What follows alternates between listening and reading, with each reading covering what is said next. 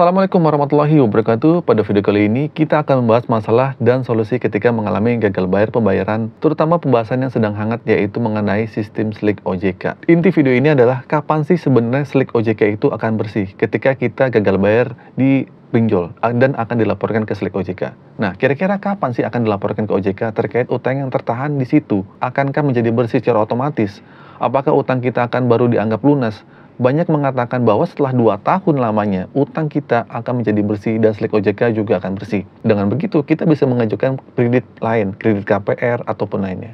Namun jawabannya adalah SLIK OJK tidak akan membersihkan secara otomatis. Kecuali pihak lembaga pemberi pinjaman atau pinjolnya itu sendiri bisa mencabut laporannya. Nah, memberikan pelunasan atau menganggap bahwa utang kita sudah lunas, mungkin itu bisa akan dilaporkan kalau pinjolnya mau. Jadi dari pinjol sendiri.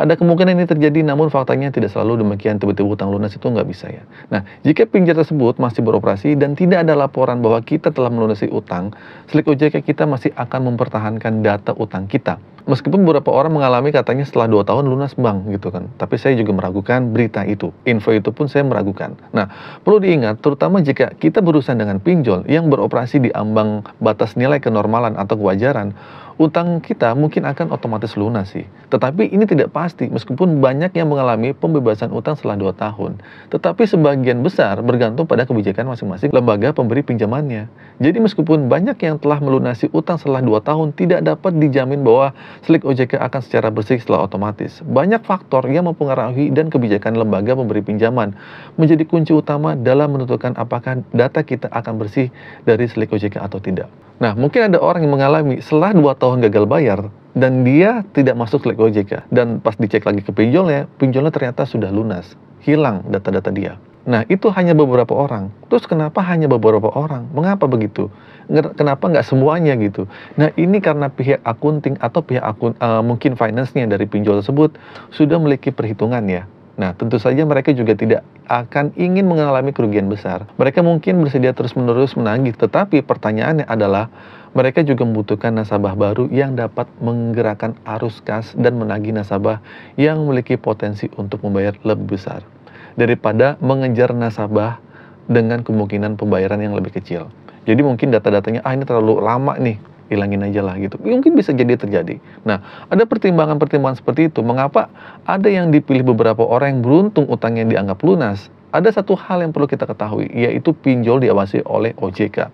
Dan harus melaporkan laporan bulanannya per 6 bulan dan tahunan itu kepada OJK. Nah, mereka melaporkan jumlah nasabah yang gagal bayar, presentasinya, dan istilahnya adalah TKB 90. Terus pertanyaannya, apa sih bang TKB 90? Nah, TKB 90 adalah indikator seberapa banyak orang yang dapat melunasi setelah telat lebih dari 90 hari. Jika nilainya di bawah 90, itu artinya performanya buruk. Semakin rendah persentasenya semakin buruk. Ya, dan ini dapat mengancam mereka juga, dan mereka juga bisa dikenakan sanksi oleh OJK. Nah, jika terancam sanksi, mereka akan diaudit, dan audit ini dapat mengekspos kesalahan-kesalahan dokumentasi atau kesalahan sistem. Nah, mereka tidak ingin mengizinkan pelanggaran-pelanggaran SOP yang dapat menimbulkan masalah dengan OJK.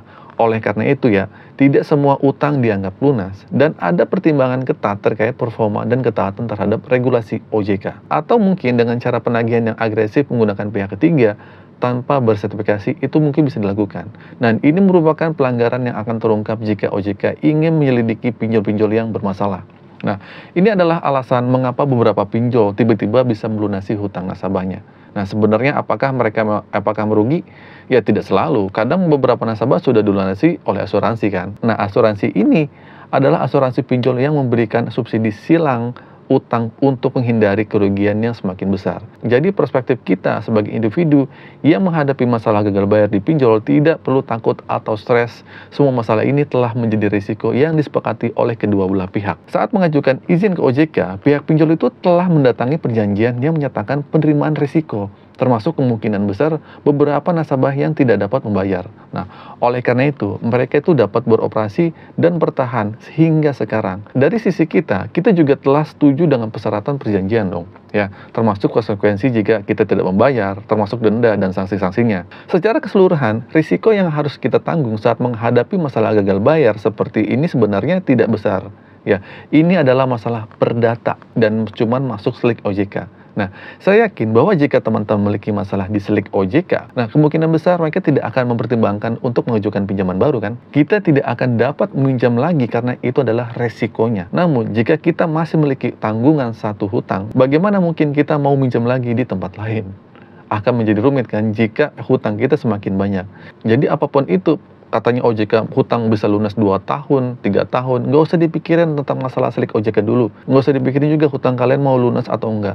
Yang paling penting kebutuhan kalian itu perlu dipenuhi terlebih dahulu. Ya, masalah Slick OJK gampang lah nanti bisa beresin kalau kalian punya uang.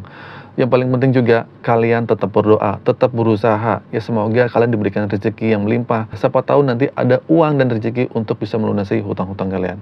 Oke, gitu saja teman-teman video kali ini. Singkat saja, semoga video ini bermanfaat. Akhir kata dari saya, Assalamualaikum warahmatullahi wabarakatuh.